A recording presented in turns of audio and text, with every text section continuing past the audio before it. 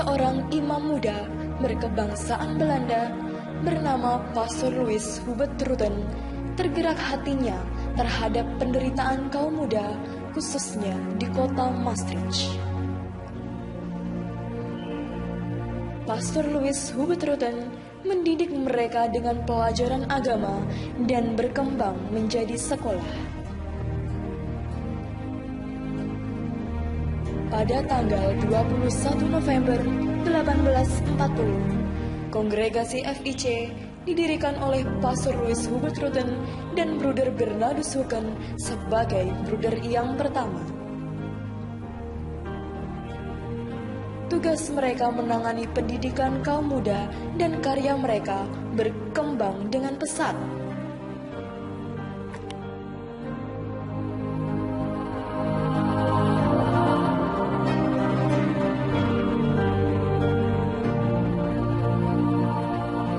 Dan akhirnya, pada tanggal 6 Oktober 1954, terbentuklah Yayasan Pendidikan yang berkiprah di tanah air.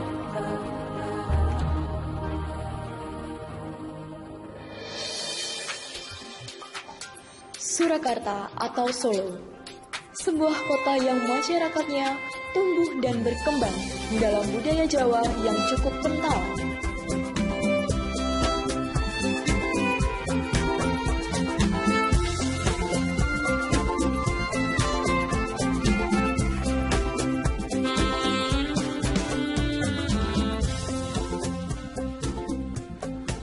Selain sebagai pusat pengembangan budaya Jawa, Surakarta juga memiliki berbagai macam potensi yang mampu menunjang pembangunan generasi muda.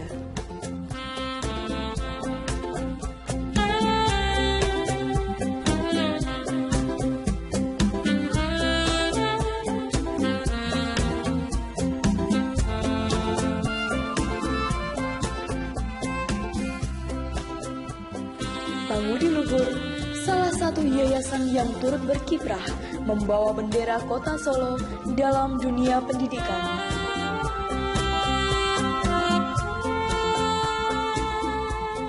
Tujuh sekolah favorit tingkat nasional, satu di antaranya adalah SMP Pangudi Luhur Bintang Laut.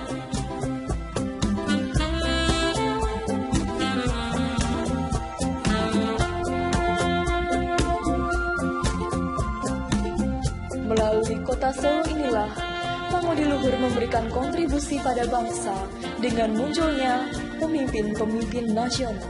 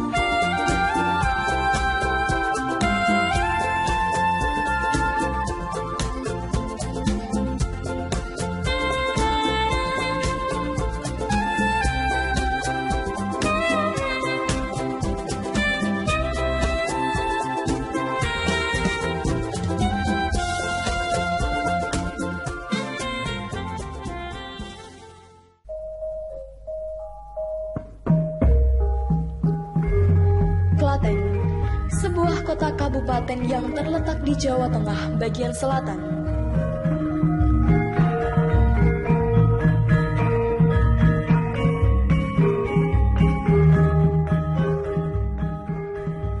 Klaten terkenal dengan slogan Toto, Titi, Tentrem, Kerto, Raharjo.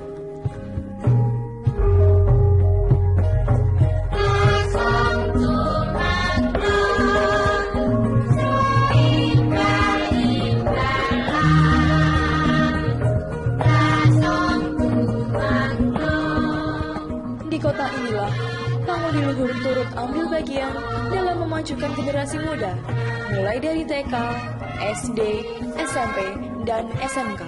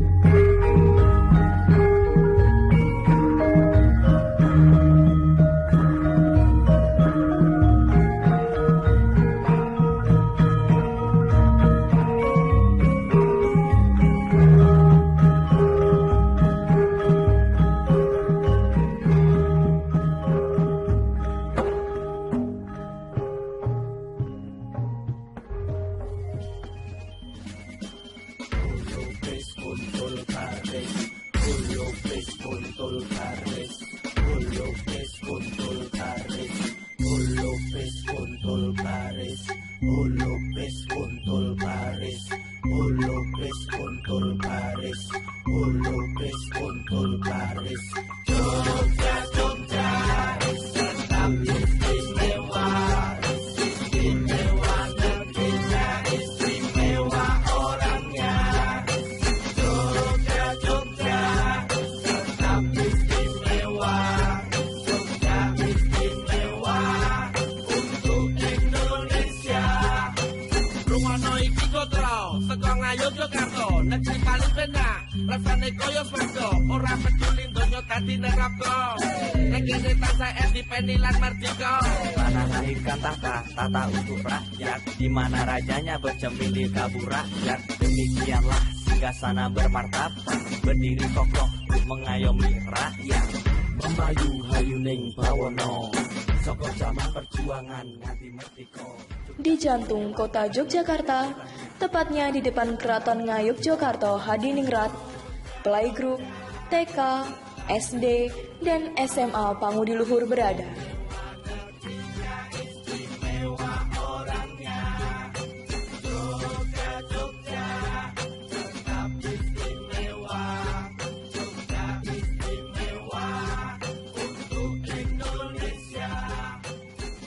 Di wilayah sekitar kota Jogja, terdapat SMP Pangudiluhur Timoho.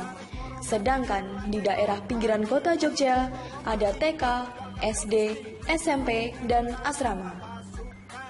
Menang tanpa merendahkan, kesaktian tanpa ajian, kekayaan tanpa kemewahan, tenang bagai ombak gemuruh laksana Merapi, tradisi hidup di tengah modernisasi. Rakyat jajah desa milang kori, nyebarake seni lan budi pekerti. Jogja, Jogja, tetap istimewa, istimewa negerinya, istimewa orangnya.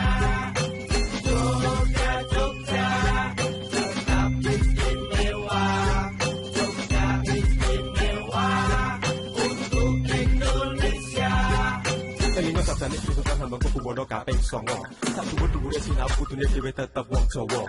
Diumpamake Bajaka, ora ninggalke lantaran, malah bumi sing lairke dhewe kang tansah kelingan.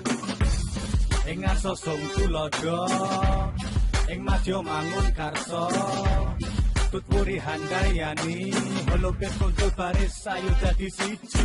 Sepi ing pamrih, rame ing gawe, sejarah ning kene wis mbuktekake. Jogja istimewa bukan hanya untuk dirinya, Jogja istimewa untuk Indonesia. Jogja, Jogja, tetap istimewa, istimewa negerinya, istimewa orangnya.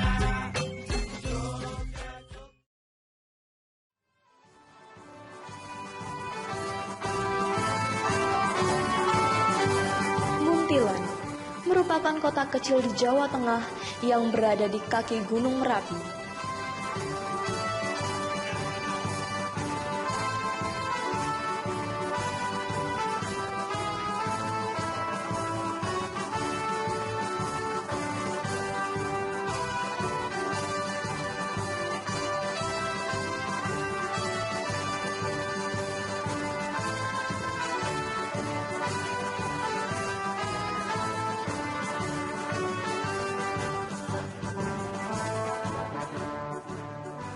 Dari sinilah kader-kader bangsa ditempa. Mereka dididik menjadi kader-kader bangsa yang berani membawa perubahan. Siapa yang tidak kenal dengan SMA PL Vanlit?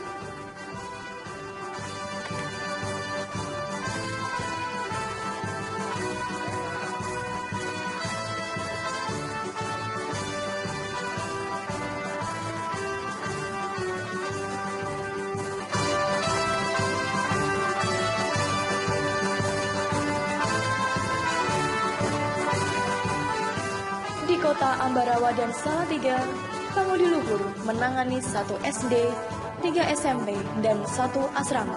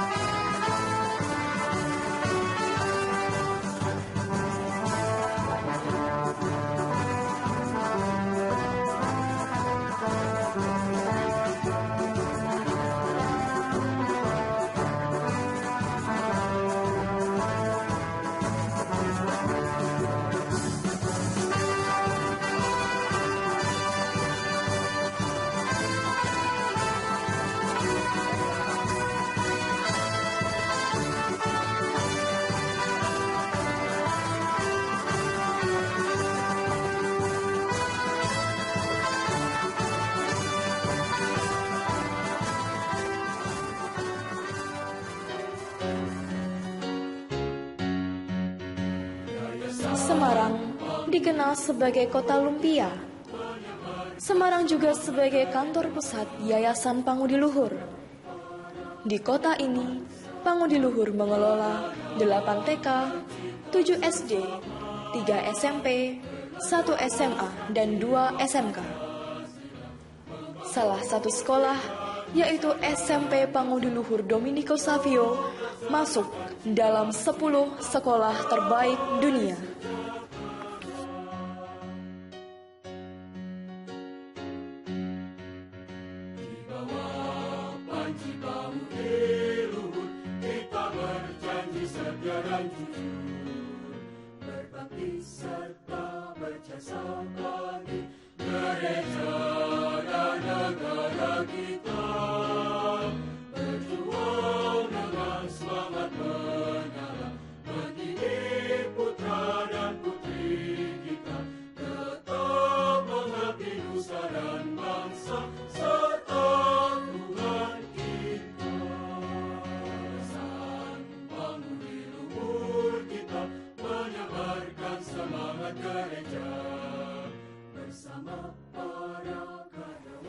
Mulai dari usia dini hingga prasekolah, Yayasan Pangudi Luhur menyediakan sarana dan prasarana yang cukup memadai.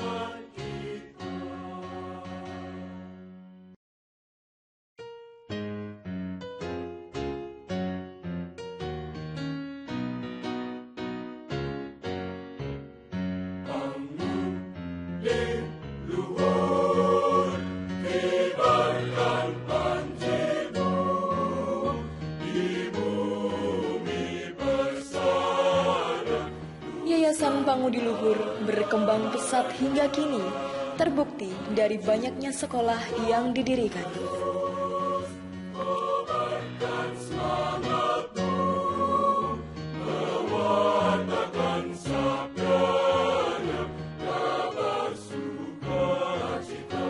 Pendidikan Pangudi Luhur ditangani secara profesional, realistis, kritis, dan kontekstual, baik dari segi manajemen keuangan maupun manajemen pendidikannya, sehingga terlaksana pendidikan pembelajaran yang bermutu.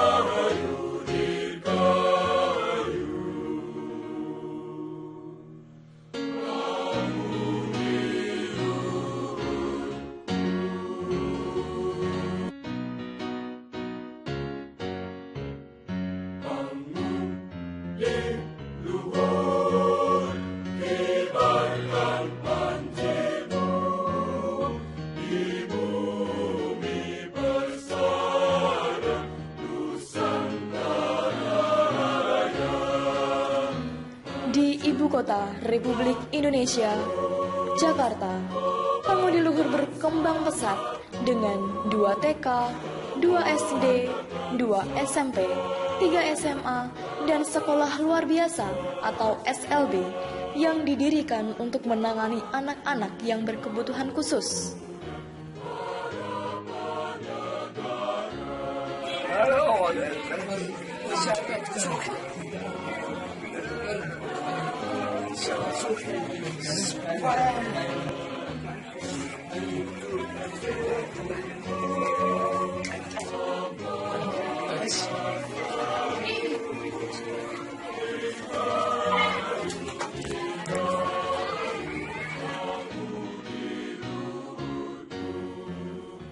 Dari kota metropolitan ini pula, Pamudi Luhur turut menyumbang tunas-tunas bangsa.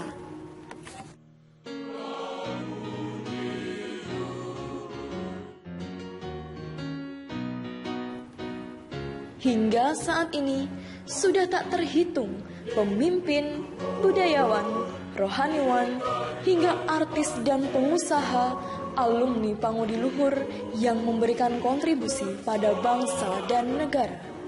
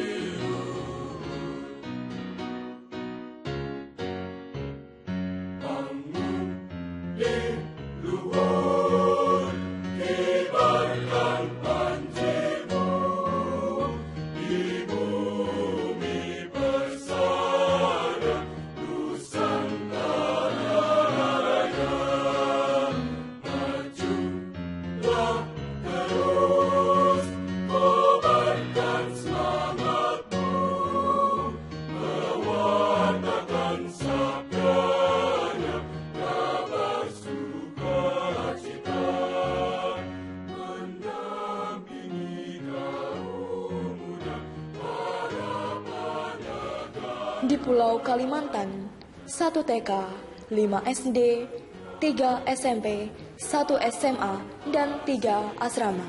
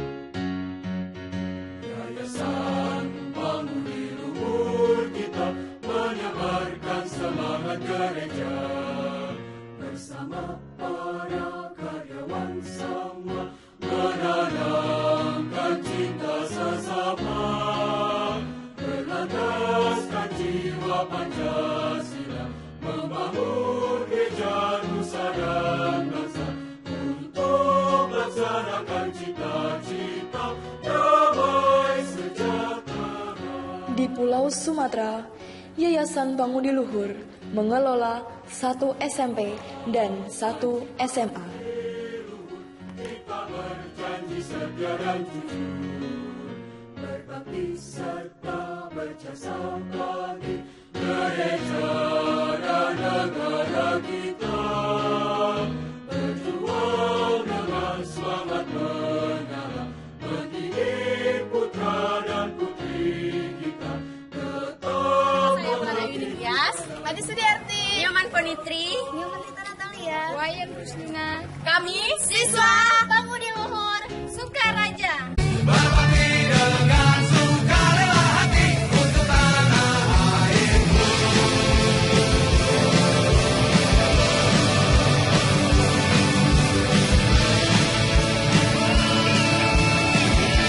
Selesai di perguruan tinggi, setelah selesai di perguruan tinggi artinya saya sudah profesor, kemudian saya sudah menjadi dekan dari Fakultas Ekonomi UI pada waktu itu, maka 2011 itu saya pertama kali bergabung di pemerintahan sebagai eselon 1, yaitu Kepala Badan Kebijakan Fiskal Kementerian Keuangan. Dan mungkin para siswa perlu tahu siapa yang waktu itu menelepon saya, karena saya waktu itu sedang di Arab Saudi, sedang di Jeddah sebagai Direktur Jenderal di Islamic Development Bank. Ya, tapi ada yang menelepon saya meminta untuk kembali ke Indonesia membantu di Kementerian Keuangan. Nah, yang menelepon itu adalah Menteri Keuangan pada saat itu, Bapak Agus Martowardoyo, alumni PL Angkatan 73. Ya, jadi beliau menelepon saya langsung meminta agar saya membantu Pak Agus sebagai Menteri Keuangan dan saya diminta bantuan sebagai Kepala Badan Kebijakan Fiskal. Ya, jadi kita melihat di situ yang namanya PL Brotherhood, salah satunya adalah mereka akan selalu ingat siapa PL lain yang punya potensi dan potensinya itu perlu dioptimalkan.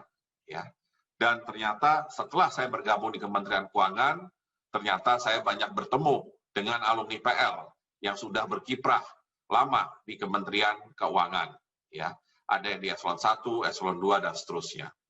Dan kemudian setelah saya jadi Menteri Keuangan, ya, kemudian gantian saya yang menarik, ya, salah satu alumni PL juga angkatan 88, ya, Profesor Suhasil Nazara yang hari ini sudah menjadi Wakil Menteri Keuangan. Ya, pada waktu itu saya tarik sebagai Kepala Badan Kebijakan Fiskal. Nah, itulah PL Brotherhood tanpa tentunya berkonotasi pada nepotisme atau berkonotasi pada semacam kolusi. Karena yang kita rekrut adalah brotherhood yang memang mempunyai kualitas. Ya.